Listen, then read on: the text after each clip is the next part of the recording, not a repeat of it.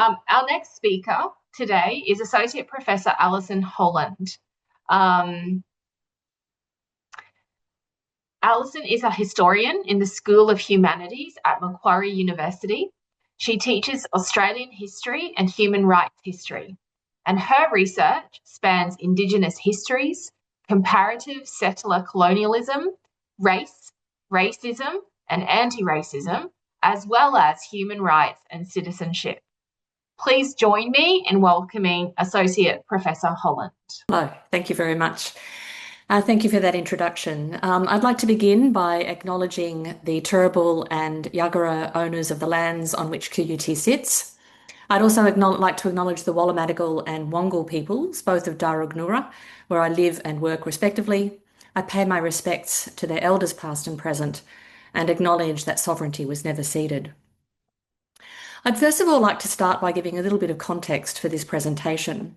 The paper comes from research that I, as a non-Indigenous historian whose research interests include Indigenous history, governance and rights claiming, am undertaking as part of a team of Indigenous researchers led by the distinguished Professor Larissa Berendt, working on an ARC or Australian Research Council funded project called Policy for Self-Determination, the case study of the Aboriginal and Torres Strait Islander Commission, which I will just call ATSIC from here on. ATSIC was the longest running Aboriginal representative body in the post-war period in Australia. It ran for 15 years from 1990 until it was abolished in 2005.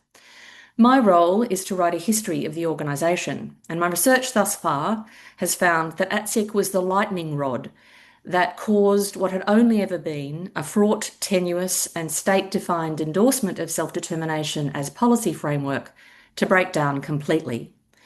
This was despite the fact that self-determination had long been a First Nations agenda and political aspiration as a model of inclusion in Australian society. Now I just need to get to my next slide, sorry. Indeed, notwithstanding frontier resistance, we can trace this demand for self-determination to 1846, when the representatives of the Big River people of what was then called Van Diemen's Land petitioned the Queen against the conditions of their exile on Flinders Island as a self-declared free people. Implicit in their petition was a notion of responsible non-Indigenous governance that rested on ideas about agreement and partnership. Both their critique of the form of their administration and their quest for a form of responsible governance that did not further erode their personhood has pervaded the entire history of Indigenous settler relations in Australia. ATSIC was an attempt at reviving what the then Minister for Aboriginal Affairs, Jerry Hand, saw as the broken promise of self-determination as a policy framework by the late 1980s. When the newly elected Labor Prime Minister, Gough Whitlam, announced self-determination as a policy in 1973, it was revelatory. For well over a century, Aboriginal people had been under some form of administrative, colonial, state-bound protection, which mostly mirrored the conditions that the Big River people had complained about. When this system eventually began to crumble in the 1960s and 1970s, Whitlam said that the Commonwealth Government would now assume responsibility for Aboriginal people. We believe that communities and individuals must themselves decide the pace and nature of their future development, he said. The situation where policies have been developed exclusively by whites must change, at the local and at the national level, towards Aboriginal control and responsibility. Now, there were three core components of Whitlam's model of self-determination that speak to the ATSIC story, which are firstly, the assumption of Commonwealth responsibility in governance. He defined this as a special responsibility and a partnership with Aboriginal people. He established the inaugural Commonwealth Department of Aboriginal Affairs and an Aboriginal advisory group, the National Aboriginal Consultative Committee, comprising 41 elected delegates. Secondly, the acknowledgement of the human rights of Indigenous people.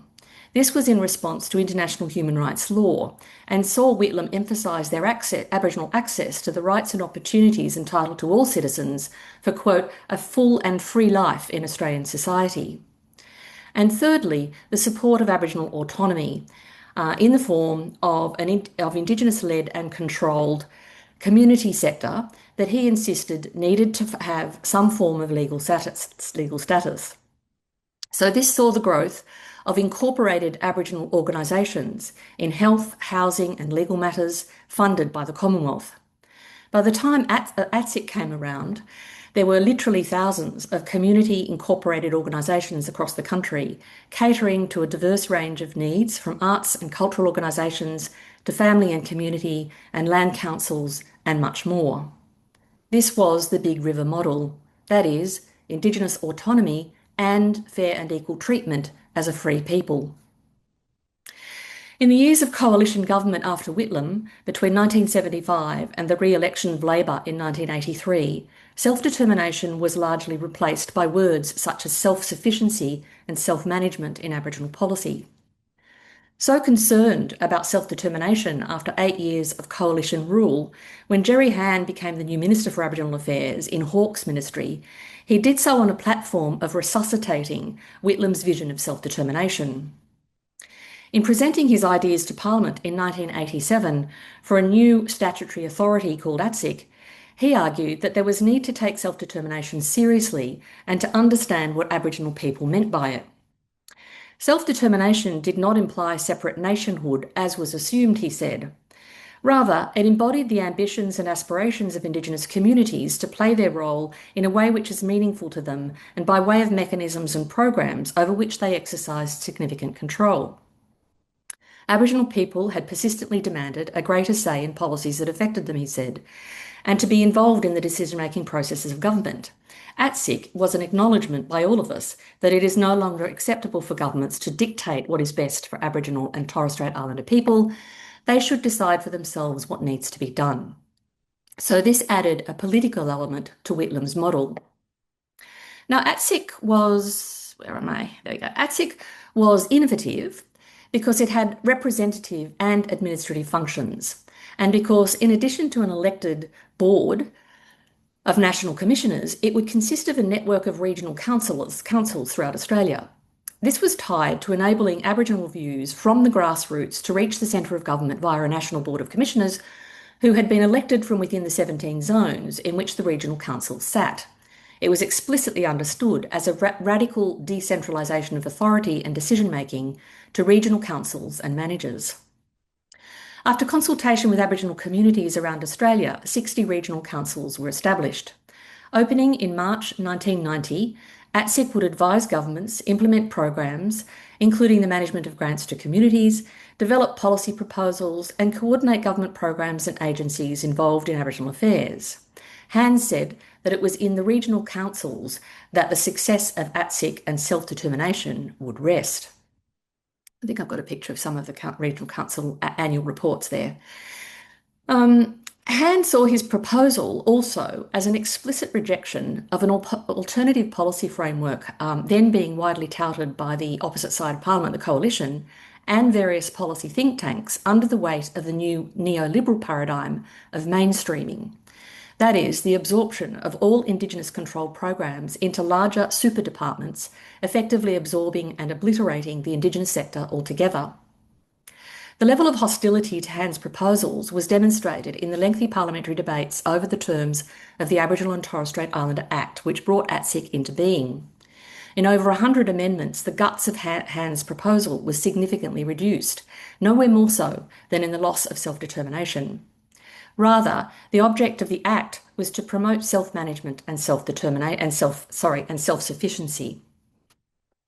Yet self-determination was endorsed at the time in several other locations, including in a parliamentary inquiry, Our Future Ourselves, into how self-determination was progressing on the ground. Hann had initiated this 3 years earlier, and it found that without a proper definition in the first place, and with terms like self-sufficiency and self-management in the subsequent mix, as well as different policy approaches to it at the different levels of government, confusion and ambiguity reigned in the communities.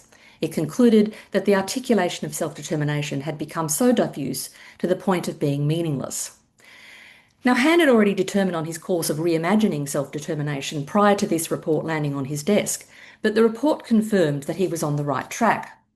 It found that despite the confusion and disappointment with self-determination as it had rolled out in the communities, it was still central to Aboriginal political aspirations. Following consultation, the report recorded that Aboriginal people understood self-determination to mean that they have authority, resources and capacity to control the future of their own communities, quote, within the legal structure common to all Australians. So this echoed the aspirations of the Big River people 150 years earlier. Yet during the parliamentary debates around ATSIC, coalition ministers decried it as a separate nation or a black parliament, even suggesting that it introduced a form of apartheid into Australia. This discourse, which they maintained throughout the ATSIC years, fundamentally distorted what either Hand or, more importantly, ATSIC understood by the term. Nevertheless, despite its absence from the legislation, once established, ATSIC understood and defined its work in its 15-year existence as about advancing Indigenous self-determination. In the words of the first chairperson, Lowitja O'Donoghue, for the first time, Aboriginal and Torres Strait Islander people would have a real voice in policies and programs that affected them, whereas mainstream Australia had long had this voice at the different levels of government. Such systems had never provided an appropriate outlet of expression for Aboriginal people. Self-determination was also emphasised in the Royal Commission into Aboriginal Deaths in Custody, the report of which was released in April 1991, a year after ATSIC had begun operation. The Commission explicitly referenced mainstreaming and argued against it, citing Aboriginal preference for their own community-controlled sector and delivery of services. The principal thrust of the recommendations, declared the report, were the prime objectives of the elimination of disadvantage and the growth of empowerment and self-determination. The delivery of resources in order to preserve Aboriginal independence was key, and a relationship with Australian governments and institutions that was not welfare but rights-based. ATSIC directly framed its mission in response to that report. Its declared goal was to secure the empowerment of our people so that through self-determination we can make the decisions that affect our lives and share in Australia's land, wealth and resources, contributing equitably to the nation's economic, social and political life with full recognition of our Indigenous cultural heritage as First Australians. There were other points at which ATSIC restated its commitment to self-determination and to a particular vision of Aboriginal inclusion in the nation. The Mabo decision was one key moment in 1992. Not only did this endorse a notion of distinct indigeneity in the form of native title, but it led to ATSIC developing a social justice package in which self-determination was articulated yet again as a vision of rights and inclusion in the nation. There were two sets of rights that mattered: equal citizenship and Indigenous rights or autonomy. In calling for the recognition of Indigenous sovereignty, ATSIC emphasised that this must be part of existing legal and political structures, saying, "We see constitutional recognition of constituent Indigenous sovereignty as central to the proper recognition of Aboriginal and Torres Strait Islander peoples in an inclusive way within Australian society. This recognition would not threaten the wider population. It would be based on partnership and reconciliation." And the Social Justice Commissioner, Yarrawa man Mick Dodson, also emphasised the importance of self-determination as a compact with Australian society, rather than something that saw Aboriginal people as separate from it. I don't know how I'm going for time, but I'm actually on the road to concluding. To conclude, I have not been able to relay the wider story of ATSIC here.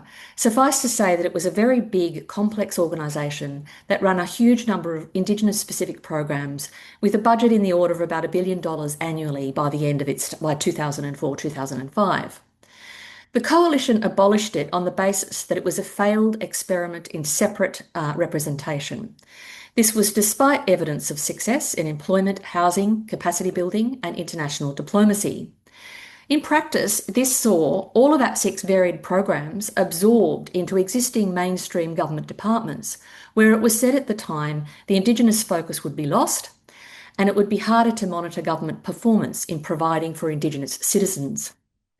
The Coalition's justification for not only misrepresented what ATSIC had been about and dismantled a system designed to cater to Indigenous rights and political aspirations in the nation, but they collapsed the central tenets of self-determination as they had been articulated across its 15-year existence and that were continually rehearsed since the Big River Appeal in 1846.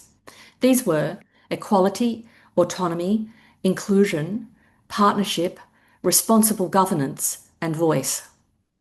Indeed, the then Social Justice Commissioner, Indigenous William Jonas, said that self-determination involved the right to full democratic partnership in society, by which Indigenous peoples negotiate freely their status and representation in the state they live in as distinct peoples. The result has been that the wider Australian community scrambles to appreciate Indigenous political aspirations on the one hand and continues to willfully misrepresent them on the other. Thank you. Wonderful. Bravo. Thank you so much, Alison. Excellent. Um, we do have a couple of minutes, and I might just actually say to you, as I was watching and listening to your slides, and you introduced us to Lowitja, I realized you obviously weren't here earlier. I actually talked about the Lowitja Institute. Are you aware of the connection? Oh, Is that yes. Oh, yes.